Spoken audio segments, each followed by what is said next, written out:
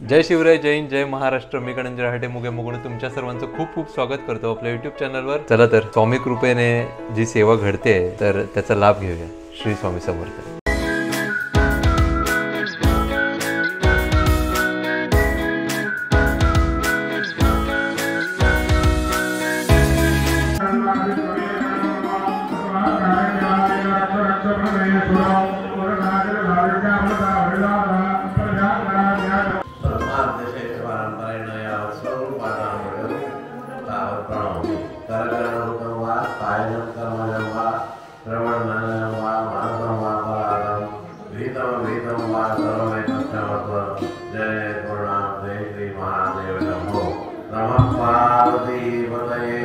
हर हर महादेव.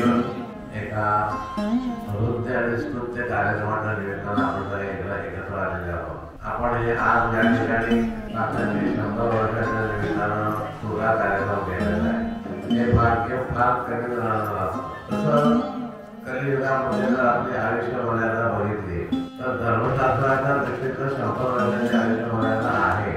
सरकारी नियमानुसार 70 वर्षात झालेली आहे. मला वाटतं पूर्वीच्या काळात किती होती, ज्या वेळेला सत्ययुग होतं त्यावेळेला 1 लाख वर्ष आयुष्य त्या जीवाला होतं. ज्या वेळेला ते सत्ययुग संपत आलं त्यावेळेला त्यांना देवाला प्रार्थना केली, मला मी आता संपत राहणार आहे, मला काहीतरी बक्षीस द्या, मी तुमचं काम व्यवस्थित केलेलं त्याचं बक्षीस द्या. काय पाहिजे म्हणाले, काय नाही म्हणाले, मला वर्ष फक्त 1 शून्य द्या. 1 लाखावर 1 शून्य देऊन सत्ययुग निघून गेलं. राहिले किती आयुष्य, किती राहिलं, 10,000 वर्षाचं आयुष्य राहिलेलं आहे. ते ते आयुष्य भोगलेलं आहे. तेही जाताना म्हणाला, मला त्यांना असं मागे करणार मी तुझं काय म्हणणार, तुझं मलाही 1 शून्य द्या. मग तुझा 1 शून्य राहिलं, परिणाम आयुष्य किती राहिलं, 1,000 वर्षाचं राहिलं. बघा एका शून्याला किती फरक पडतो आपल्या लक्षात येतं. मग आणि बापाने सुरू झालं. बापा विधानानुसार त्यांनी सेवा झाल्यानंतर सांगितलं की आता मीही वर्षानंतर लोहांच्या प्रमाणे 1 शून्य जातो. राहिलं किती, 100 वर्षाचं आयुष्य मानवाला राहिलेलं आहे. हे थोडासा भाग यातनं सोडला तरी आपल्याकडं सवन नावाचा एक प्रकार आहे. प्रातः सवन, माध्यान्ह सवन आणि सायं सवन. या सवनांचा जर अभ्यास केला तर आपल्याला 116 वर्षाचं आयुष्य मिळतं. पहिलं प्रातः सवन जे आहे ते 24 वर्षाचं असतं. नंतरचं माध्यान्ह सवन हे 43 वर्षाचं असतं. 24 आणि 43 किती झाले, 68. आणि त्याच्यानंतर राहिलेलं जे सायं सवन आहे हे 28 वर्षाचं असतं. ते सगळ्यांनी बेरीज केल्यानंतर एकूण आयुष्य आपल्याला 116 वर्षाचं चांगलं गेलेलं आहे. कलियुगामध्ये दाखवलेलं आहे. एवढ्या कमी आयुष्यात सुद्धा फार मोठं पद आपल्याला गाठता येण्याची सोय ही भगवंतांना धर्मशास्त्राद्वारे आपल्याला करून दिलेली आहे. काय करायचं आहे, आपण जे भगवंतांना आपल्याला दिलेलं आहे त्याचं नीट पालन करायचं आहे. मग गीतेमध्ये देव म्हणतात की स्वकर्मणा कर्मोद्यर्ज, स्वतःच्या वाट्याला आलेलं कर्म करूनच ते स्वतःच्या त्या भगवंताच्या पदाला आपण मोजायचं आहे. आपण काय करतो, आपल्या वाट्याला आलेलं कर्म करतो का, जसं सांगितलं तसं करतो का, आराम करायचा मुळात प्रश्न आहे. पण आपण तसं करत नाही असं आमचा एक आतापर्यंत बघणं आहे. सगळ्यानंतर आम्हाला असं लक्षात येतं की कोणीही आपलं कर्म आपल्याला दिलेल्या पद्धतीनं कलेनाचं झालेलं आहे. म्हणून त्याला कलियुग असं म्हटलं गेलेलं आहे. या कलियुगामध्ये आपण जे पाप करत असतो ते पाप कसं करतो तर त्याच्यासाठी आता आपण जे महादेवाचं एक श्लोक म्हणतात नमनाचा, करचरण प्रथम वा कायजम कर्मजम वा श्रवण ज्ञानजम वा मानसम वा परागम विहितम वा सर्वमेतत्क्षमस्व. जय जय करुणावते श्री महादेव नमो. याच्या पहिल्या 2 चरणामध्ये हे पाप कसं कसं आपल्याकडनं करतं ते दाखवलेलं आहे. तर कुठल्या कुठल्या अवयवाकडनं करतं, हाताकडून करतं, पायाकडून करतं, अंगाकडनं करतं, वाढीकडनं करतं, कानाकडनं करतं. जे ऐकून ते आम्ही ऐकत राहतो त्याला पण पुढं पाहत नाही. तिथं हरिनाम चालला असेल तिथं गती फार कमी असते, पण तिथं पाठण चाललं असेल तिथं हे ऐकायला बरं वाटतं. त्यांनी द्यायला तर वाटतं पण होतं त्यांना, पण ऐकायला सुद्धा बरं वाटतं. म्हणजे ते ऐकू नये ते ऐकण्यामध्ये आम्ही आपला काळ घालवतो. हे आपलं पाप करतो, पोटाकडूनही पाप करतं. आता पोटाकडनं कसं करेल पाप, कसं करतं पोटाकडनं? पोटाकडनं पाप असं करतं की जे खाऊ नये ते आपण खातो. काय काय करतो खाऊ नये ते? म्हणजे एक तर सांगितलंय त्याच्यापेक्षा जादा खातो आणि खाऊ नये ते खातो, बोलू नये ते बोलतो. तेव्हा पोटाकडनं वाटेकडनं पाप करतो आणि पोटाकडनंही पाप करतो. काय काय करतो याची जर यादी बघितली तर आपण आपल्याला गरजेपेक्षा जास्त अन्न खातो, जे आपण पोटाकडनं जेवतच नाही मुळामध्ये. काय करतो पोटासाठी? जिभेला जे गोड लागतंय तेवढं खाण्यासाठी जेवतो. म्हणजे पोटासाठी जेवतो का जिभेसाठी? जिभेसाठी जेवतो नाही, हे चुकीचं आहे. लक्षात घ्या, जिभेसाठी जेवण आहे, पोटासाठी जेवण म्हणजे किती जेवावं धर्मशास्त्रानं सांगितलं. पण ते माहिती नसेल तरी सुद्धा आपल्याला आपल्या एका व्यक्तीच्या, भले ती व्यक्ती शारीरिक कष्ट करणारी असू दे किंवा बौद्धिक कष्ट करणारे असू दे, त्याला त्याच्या ओंजळीत बसणारं अन्न पुरतं. एका ओंजळीत जेवढं अन्न होतं तेवढं त्याच्या शरीराला पुरेसं असतं. असा विचार केला तर आपण त्याच्याकडे किती जादा करतो? ते जादा करलेलं अन्न आणि त्याच्यामध्ये भूक भागू शकला असतं की नाही? मग तेही आपण त्याचं काढून घेतो. याचा अर्थ काय होतं? त्याचे आपण ते अन्नाची चोरी करतो आणि परिणाम म्हणून आपण ते पाप करतो. पोटाकडनं होणारं हे पाप आहे. खाऊ नये ते खातो हे तुझं आहे नाही, पण शिवाय किती खातो हेही एक पाप आहे. असं प्रत्येक गोष्टीकडे जर बघितलं तर आपण पापच दिवसभर करत होतो, रात्री पण करत असतो, पण त्यांना प्रायश्चित्त आपण घेत नाही. आपल्याला ते बरं वाटायला लागतं आणि ह्या पापाचा परिणाम म्हणून आपल्याला पुन्हा जन्म होणाऱ्या खेळात पडावं लागतं. त्यासाठी काय केलं पाहिजे? हे पाप काढण्यासाठी काय केलं पाहिजे? हे पाप काढण्यासाठी आपल्या घरामध्ये असणाऱ्या आई वडिलांची पहिल्यांदा सेवा केली पाहिजे, वृद्धाश्रमात न ठेवता. काही लोक म्हणतात आम्ही त्याची सेवा करतो, वृद्धाश्रमात ठेवते, हे चुकीचं आहे. त्याला वृद्धाश्रमात घरी ठेवून त्यांची सेवा केली पाहिजे. ते जे पुण्य आहे ते पुण्य कुठल्याही बाकीच्या सगळ्या पापांचा नाश करणारं करतात. तुम्हाला माहिती असेल गणपतीची कथा. गणपती आणि कार्तिकेय दोघं त्यावेळेला एकत्र आलेले आहेत. दोघांनी गणपतीला आणि पार्वती मातेला, पार्वतीला नव्हे त्यांच्या आईला, पार्वती मातेला नमस्कार केला. त्यावेळेला गणपती त्या दोघांना पार्वती शिवपार्वतीने सांगितलं की या पृथ्वीची प्रदक्षिणा करून या. त्यावेळेला गणपतीने काय केलं? आई वडिलांना प्रदक्षिणा केली आणि त्याची प्रदक्षिणा झाली. कार्तिकेय मात्र प्रत्येक प्रदक्षिणेला गेले. हा फरक आहे. एका आई वडिलांच्या प्रदक्षिणेमध्ये सगळ्या पृथ्वी प्रदक्षिणेचं पुण्य मिळतं, किती त्याच्यामध्ये वैशिष्ट्य आहे. आणि हे आपण विसरतो. आम्हाला एक अनुभव फार वर्षापूर्वी एका साधं जयंती आपल्याला ऐकून मिळते बोला म्हणते त्याने सांगितलेला प्रसंग आठवतो. तेव्हा एका प्रवचनामध्ये एक बंदोबस्तामध्ये एक PSI होते. त्याने हे वाक्य ऐकलं की आई वडिलांची सेवा ही आई वडिलांना केलेला नमस्कार पापांचा प्रायश्चित्त होतं. घरी गेलेले आहे, घरी गेल्यानंतर झोपले आणि सकाळी उठल्यानंतर आई वडिलांना नाही हा टेन्शन, मला तुम्हाला नमस्कार करायला तुम्ही माझ्याकडे या वेळेला होतं असलं पाहिजे. हे पूर्ण होईल का? आई वडिलांना त्रास देऊन जर त्यांना केलेला नमस्कार असेल तर तेही पूर्ण होत नाही. ते जिथं असेल तिथं त्या ठिकाणी जर त्यांना नमस्कार करणं ते आपल्या धर्मशास्त्रात सांगितलेलं आहे. धर्मशास्त्र किती परिपूर्ण आहे. सकाळी उठल्यानंतर आपल्याला काय सांगितलं? पहिल्यांदा ज्या जमिनीवर आपण चालणार आहोत त्या जमिनीची क्षमा याचना करा. पाय तिला लावणार आहोत त्याची क्षमा याचना करा. आता हात बघून त्याच्यामध्ये लक्ष्मी, त्याच्यानंतर सरस्वती आणि तिसऱ्यामध्ये गोविंदाची आठवण करायला सांगितलेली आहे. किती बारकाईने या धर्मशास्त्रामध्ये आपल्या लक्षात येतं की हे का सांगितलेलं आहे. तर पहिल्यांदा उठल्यानंतर आपल्याला दिवसभरामध्ये लक्ष्मीचा व्यवहार करावा लागणार नाही. तो करत असताना काय केलं पाहिजे? सरस्वती म्हणजे ज्ञानपूर्वक लक्ष्मीचा व्यवहार केला पाहिजे. आणि हे करत असताना राधाबाई म्हटल्याप्रमाणे सामर्थ्य आहे चळवळीचे, जो जो करील त्याचे परंतु त्याचे भगवंताचे अधिकार पाहिजे. या ठिकाणी परमेश्वराचा अधिकार नाही म्हणून गोविंदाचं स्मरण करून ज्ञानपूर्वक लक्ष्मीचा व्यवहार केला पाहिजे. लक्ष्मीचा व्यवहार करायला आपण खूप कधी करतो असं नको मी लक्ष्मी दाखवायला.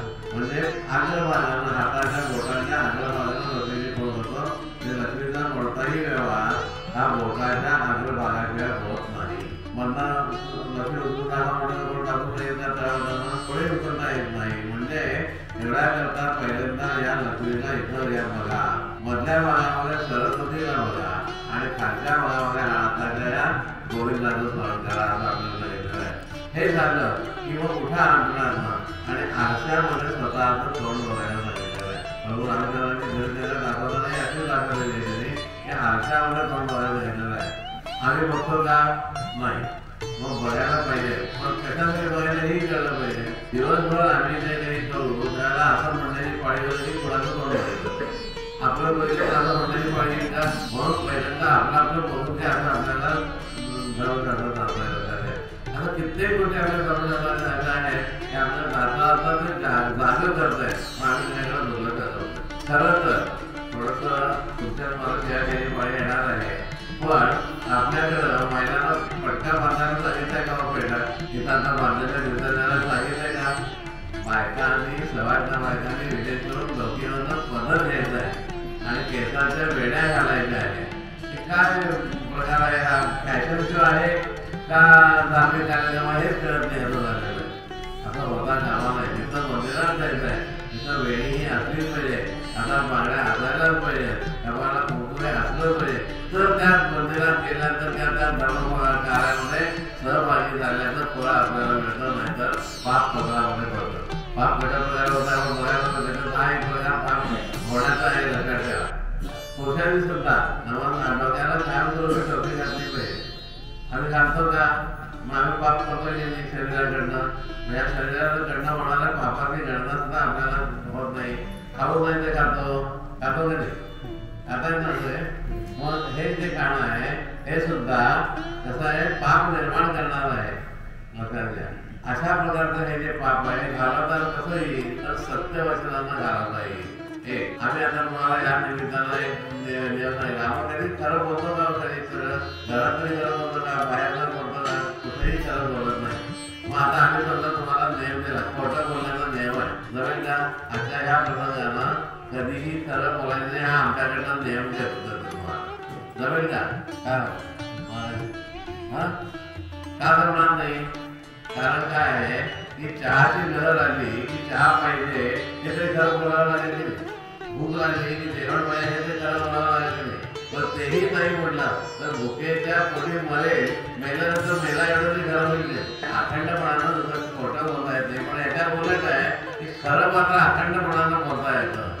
कधीही घरामध्ये चुकत नाही. एवढ्या कथा म्हणून आपल्या धर्माचं की सत्य वद, सत्य बोला, धर्मचर, धर्माचं वाहन करा.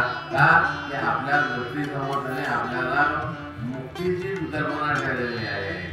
आपण ह्या मनुष्य जन्मामधून मुक्त व्हावं आणि त्या भगवंताच्या शरणाला बसावं ही आपल्या शासनाने केलेली योजना आहे, ती आपल्या खरं तर आपण पाळली पाहिजे. तर त्या ठिकाणी का जायचं आहे तर जन्माच्या बाबतीमध्ये म्हटलेलं आहे की हा जन्म अत्यंत दुःखकारक आहे. जन्माला येताना दुःख आहे आणि महिन्यानंतर मरत असताना किती दुःख आहे?